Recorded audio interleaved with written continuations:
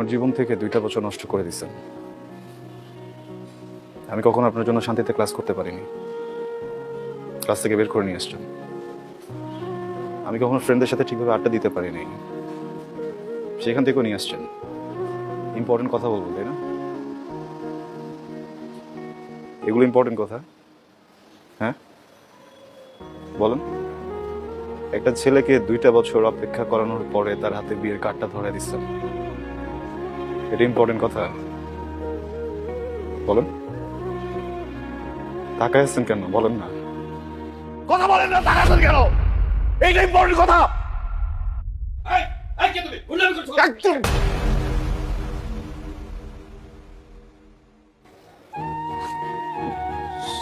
Sorry sorry sorry uncle.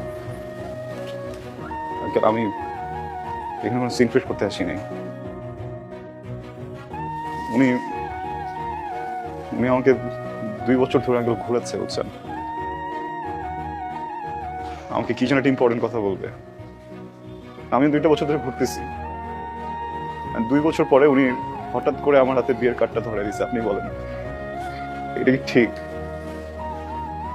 আমি just আসছি important কথাটা শোনার জন্য। আমি ইম্পর্টেন্ট কথাটা শুনে আঙ্কেল চলে যাবো। আমি ডিস্টার্ব করবো না, প্লিজ প্লিজ আঙ্কেল।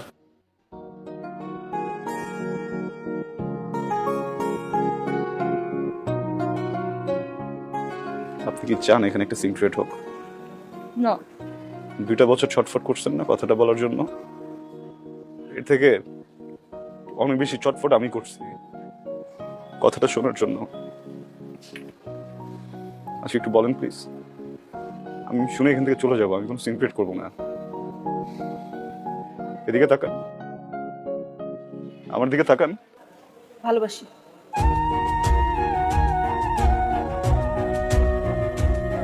আমি তোমাকে ভালোবাসি।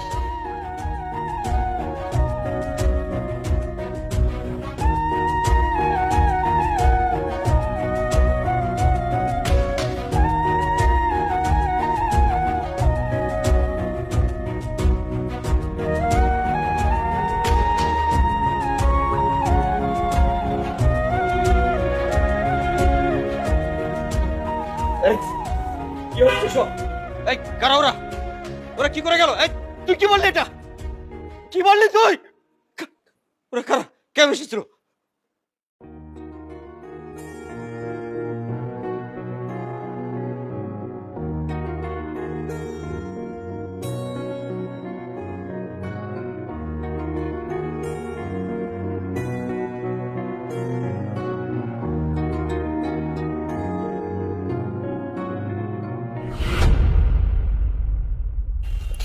ইম্পর্টেন্ট কথা শুনলা তো না, যেটা শুনতে আসছিলাম? ইম্পর্টেন্ট কথা শুনলা, বুঝলা, এখন চলে যাইতেছো। কি কথা বলো না কেন? কারণ আমি কিছু বলতে আসিনি, শুনতে আসছিলাম। শুনে ফেলছি, এখন তো আর কোনো কাজ নাই।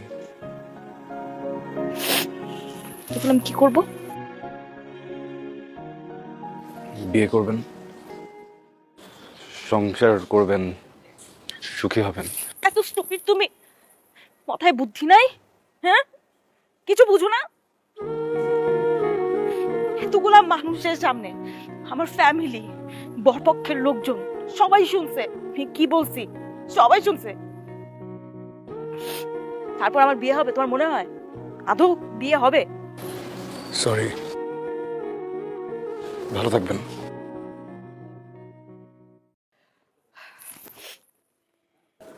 ওকে, ফাইন।